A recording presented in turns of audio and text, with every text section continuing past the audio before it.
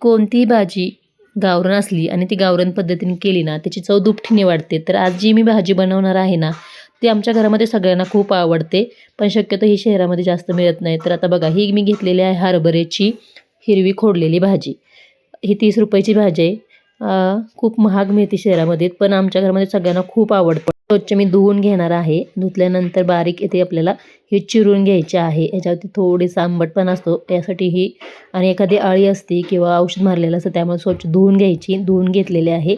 नंतर आपल्याला ही भाजी बारीक चिरून घ्यायची. शक्यतो ही भाजी चिरत नाहीत का तर बारीक खोडलेली असते.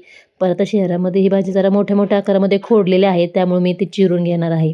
आता यासाठी लागणारं वाटण तयार करून घेऊया. यासाठी मी मिक्सरचं भांडं घेतलं. 4 ते 5 हिरव्या मिरच्या घेतल्या. कच्चे शेंगदाणे घेतलेले आहेत 1 छोटी वाटी आणि नंतर त्याच्यामध्ये 10 ते 15 लसणाच्या पाकळ्या. आता आपल्याला हे वाटण ओबडधोबड करून घ्यायचं आहे.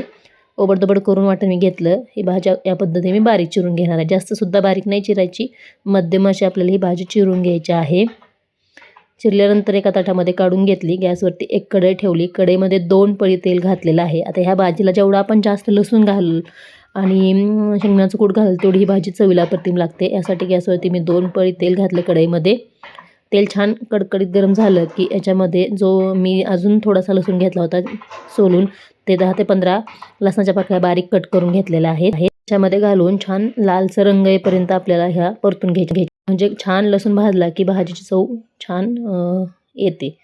लसूण देखील छान भाजला. आपण ओबडधोबड केलेलं वाटण देखील छान एक मिनिटभर तर परतून घ्यायचं. म्हणजे छान मिरची देखील याच्यामध्ये भाजून घ्यायची आहे.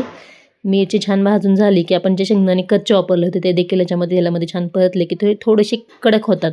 मग चवीला छान लागतात. याच्यामध्ये कुठलीही डाळ वापरायची नाही भिजवलेली. भाजी चव छान नाही लागत. तर चिरलेली भाजी संपूर्ण याच्यामध्ये घालून घेतली आणि छान परतून घेतलेलं आहे. आणि परतून घेतल्यानंतर याच्यामध्ये वरतून चवीनुसार मीठ घालून घ्यायचं आहे. आता कोणतीही भाजी असो म्हणजे मेथीची असो, शापूची भाजी असो, तांदूळशाची भाजी असो, अशा भाज्यामध्ये वरून झाकण झाकायचं नाही. नाहीतर मग कितीही ताजी आणि किती हिरवीगार जरी भाजी असेल तर ती काळपट होते. कारण वरीच आपण जे झाकण झाकतो त्याची वाफ परत याच्यामध्ये पडते. त्यामुळे कोणतीही पालेभाज्या करत असताना वरती झाकण झाकायचं नाही.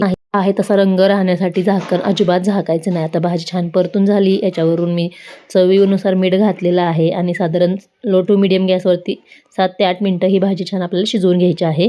भाजी छान परतून झाली. लो टू मीडियम गॅसवरती भाजी छान पाणी आटलेलं आहे आणि भाजी देखील आपली ते शिजून तयार झालेलं आहे. बघू शकता हिरवीगार मस्त गावरान पद्धतीने आपली ही भाजी ते तयार झालेली आहे. तर ही भाजी तुम्ही भाकरीबरोबर, बाजरीच्या भाकरीबरोबर किंवा ज्वारीच्या भाकरीबरोबर खाऊ शकता. गरम असताना जर ही भाजी खाल्ली ना खरंच खूप छान लागते. मला तर खूप ही भाजी आवडते. शहरामध्ये ही भाजी शक्यतो मिळत नाही. त्यामुळे तुमच्याकडे मिळत असेल तर ही भाजी नक्की या पद्धतीने बनवून बघा. रेसिपी आवडली व्हिडिओला लाईक नक्की